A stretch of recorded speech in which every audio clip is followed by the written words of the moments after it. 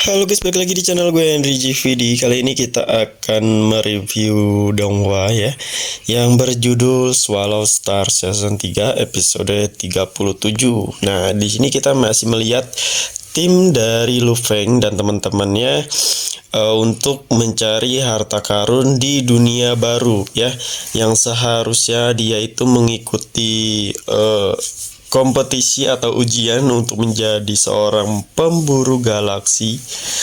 Tapi nyatanya di tengah pertandingan, di tengah ujian dia mengalami kemunculan di dunia baru yang di dalamnya berada banyak harta nih. Nah, kalau kalian lihat di video sebelumnya juga kalian lihat sendiri ya, dia udah masuk dan ini dia lanjut mencari harta-harta yang ada di dunia baru ya, udah ngedapetin kristal ya, dan serta gara-gara dunia ini yang terbuka ini di tengah-tengah ujian, banyak banget dari seluruh klan galaksi datang ya, entah itu dari rana-rana yang sangat kuat, sangat lemah, semuanya dari para tetua pun datang untuk mencoba mencari harta karun. Nah, di sela-sela untuk mencari harta karun di sini malah menjadi masalah untuk semua orang, khususnya timnya Lu Feng di sini, karena Lu Feng itu nggak punya faksi atau klan yang benar-benar besar seperti yang lainnya.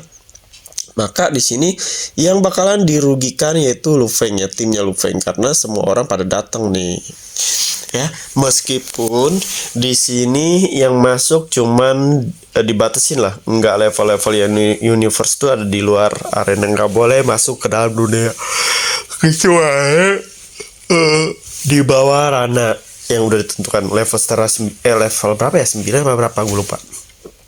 Nah, di sini juga masih ada pertarungan ya, bukan pertarungan sih, masih ada adu bacot antara level universe para tetua klan yang ingin maksa ikut, dan akhirnya mereka sepakat untuk menyuruh anak buahnya ya, entah itu mau ratusan, 200, 300, yang penting rananya itu sudah dibatasi, nggak boleh, dan akhirnya mereka masuk dalam.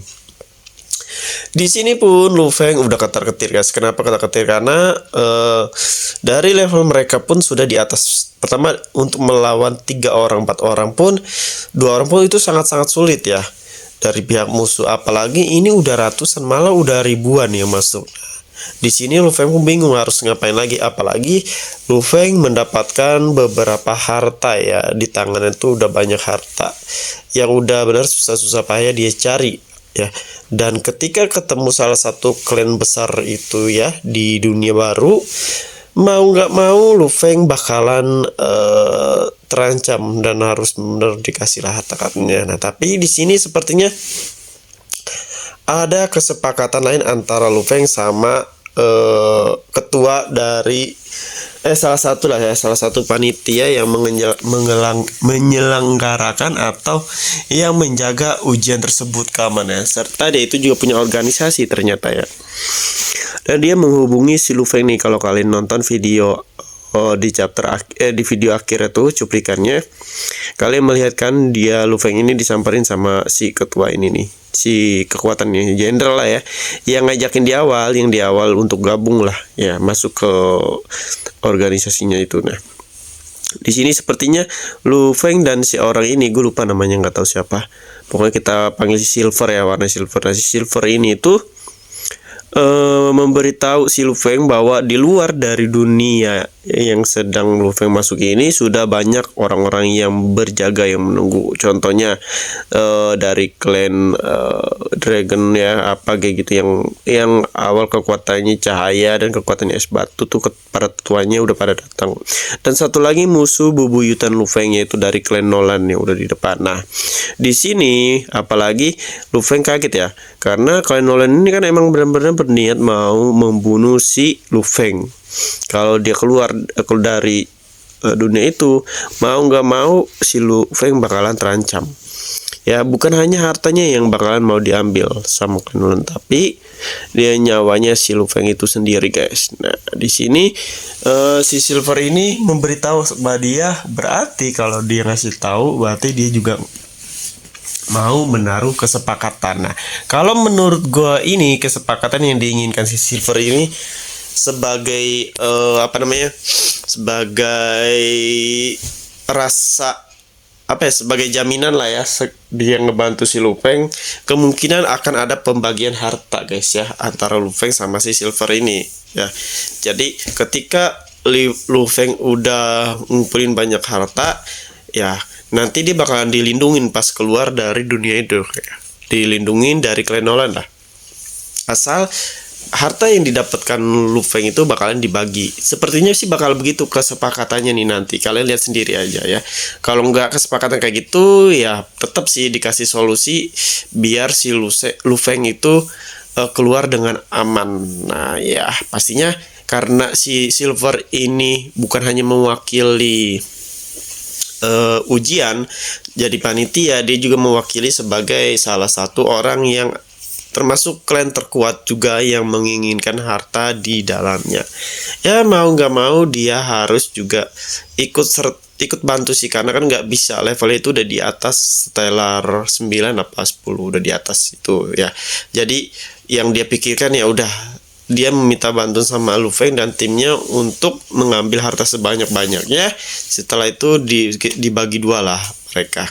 Sebagai gantinya si Lu Feng dan timnya pas keluar dari dunia baru itu bakalan dilindungi oleh tetua dari si klannya si Silver ini ya, atau grup Silver ini. Jadi si klan Nolan pun nggak akan bisa nyentuh mereka ya. Kalau menyentuh mereka, mereka bakal dihabisin lah ya. Kalau kita lihat para tetua dari klan lain tuh levelnya tuh udah di universe di atas ya, dan si klan Nolan itu masih di bawah. Kalau gue lihat tuh masih kayak ya masih cerek lah ya, masih belum terlalu kuat. Nah ini yang gue gambar, yaitu salah satu yang ketua yang gue omongin yang kekuatannya tuh listrik guys ya. Gue ngelihat gambaran dari si tetua ini yang udah level universe, jadi ngelihat temennya Lu Feng, kakaknya yang kedua tuh yang botak ya, gue lupa namanya, dia juga kekuatan listrik. Gue jadi ngebayang kalau dia udah kuat sekuat level universe ini, berarti kekuatannya bakalan kayak dia nih orang nih ya, bisa menghancurkan beberapa area dengan listriknya aja, dengan kejapan matanya aja guys ya.